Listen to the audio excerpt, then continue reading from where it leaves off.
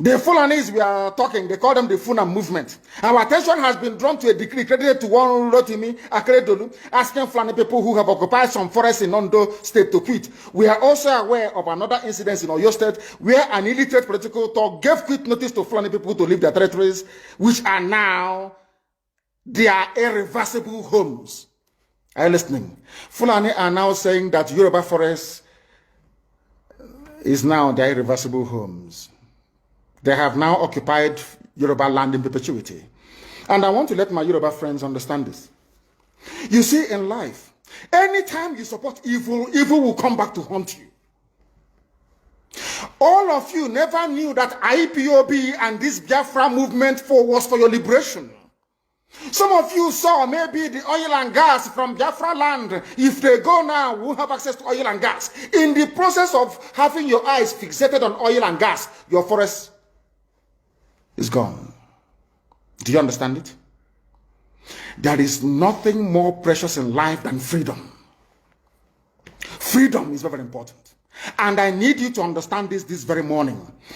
Every Yoruba person supporting Fulani, you are setting up yourself to become like the Hausa people. Remember when Hausa was supporting Fulani? We are Hausa Fulani, we are Hausa Fulani. Where are the Hausa people today? I ask you. Where are those Hausa people today? Do you see them anymore?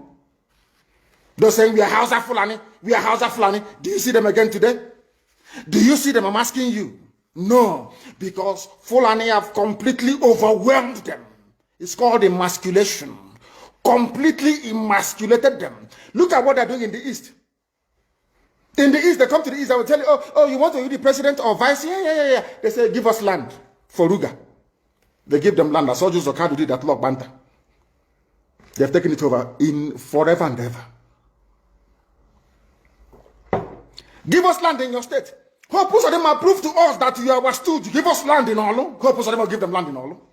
We can go and kill people in Obibo. We can kill for them. How many Fulani governors are prepared to kill bandits? I didn't say normal people. I'm talking about armed, dangerous bandits. How many Fulani governors? Go and read your newspapers, you will see it there. Fulani governors are negotiating with them, giving them arms, giving them vehicles, making sure that their life is no longer a misery. But see, they come down to the south.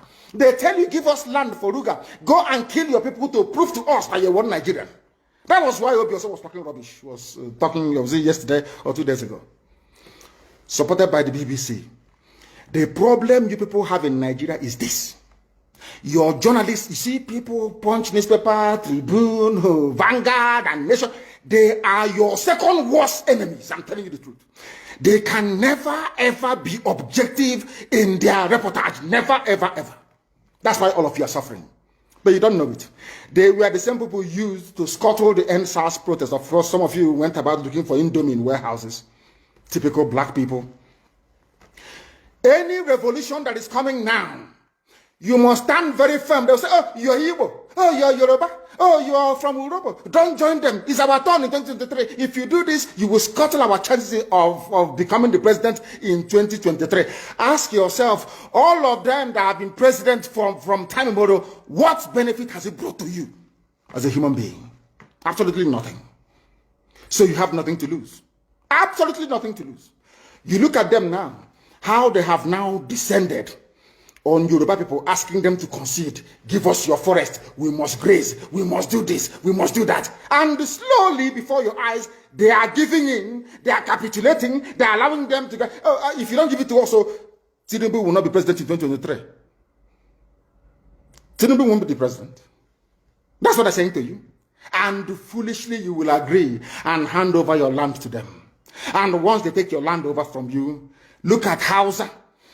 Because there is a saying where we come from. If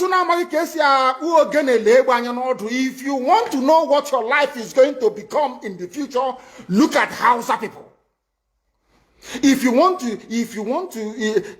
to understand appreciate, I will say, the life that you are about to bequeath to your children and grandchildren, look at Hausa people. Is there any Hausa governor today? Is there any Hausa emir? Is there land though? Katsina is Hausa land. Kanu is Hausa land. Sokoto is Hausa land. Hausa people own it, indigenous to those areas. I'm asking you this question. Is there any Hausa man who's an emir in the north? The answer is no. Something's going to happen to you. If you don't rise up now to break, I'm not even asking people to break this rule. Demand for what rightfully belongs to you, your freedom. The freedom to decide. The freedom to write a constitution if you prefer. The freedom to live with whoever you want to live with. That is what we're asking for. But most people misunderstood what we are saying. And today, almost everything we have said about the zoo has come to pass. Everything we have told you, everything I told you has come to pass, hasn't it? Everything. And some people are still questioning and arguing. They said, Fulani will resist by all means necessary, including armed resistance, any attempt to forcefully eject them from the forest. Yoruba, you must ask yourself this question. When we were pursuing them from Eboyin, why didn't they say something about ESN or Nnamdi Kanu? Why? Have you asked yourself that question? Because they know we are prepared to die to defend our land. They understand that very well. That is the only language the Fulani understand. You cannot say to Fulani, oh, let us have a Fulani president. And after that, all will be well. Never, ever, ever. They will continue to expand. They will continue to identify idiots in your midst, traitors, saboteurs in your midst. They will promise them heaven and earth. They will give them anything they ask for in order to ensure that they get into you, they subjugate you. Look at Yoruba land, Ilorin. Yoruba, how did you lose Ilorin? You lost Ilorin because somebody thought or felt that by aligning himself with what he felt was a superior Fulani force, he can defeat his own people. Afonja, what happened? As a result of that miscalculation, the great Yoruba race lost Ilorin to Fulani Caliphate. That is why in Ilorin you have an emir of Ilorin, not an Oba of Ilorin, answerable to Sokoto. That is where Lai Muhammad comes from. You can see them. Sokoto slaves in Yoruba land. When I say that, it's not religion. It has nothing to do with religion. It has everything to do with the mentality of a conquered people. Now they have left Ilorin, having taken Ilorin and taken it to Sokoto. They now want to come into Oyo. They want to come into Ondo. Once they take over all those places, it's over for the Yoruba race. Over for you. No, never again will anybody rise a man of honor or integrity in Yoruba land. Never ever. It will only be their stooge. Look at what's happening in the East. Only Fulani stooges can now emerge in the East. It took them very many years, nearly 50 years, to accomplish this very simple task of making sure that everybody, be it Ohanese, be it Pandef, be it governor, anybody you're bringing out must come to the north to swear allegiance to the caliphate. All of them, bar none.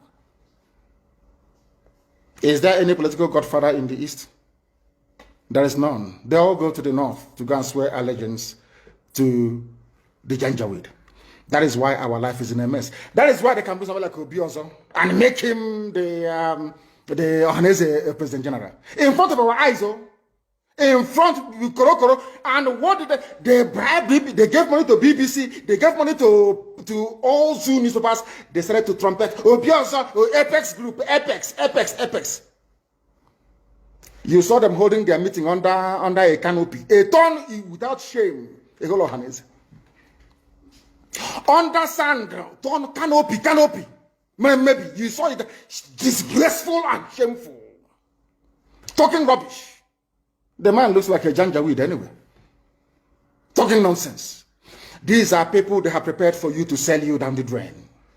By the time the Fulanis are done with you, believe you me, if you don't rise up now to fight for your freedom, by the time Fulanis are done with you, you'll be more useless than a Hausa peasant doing Babi Allah somewhere in Zaria. That is the future that awaits you.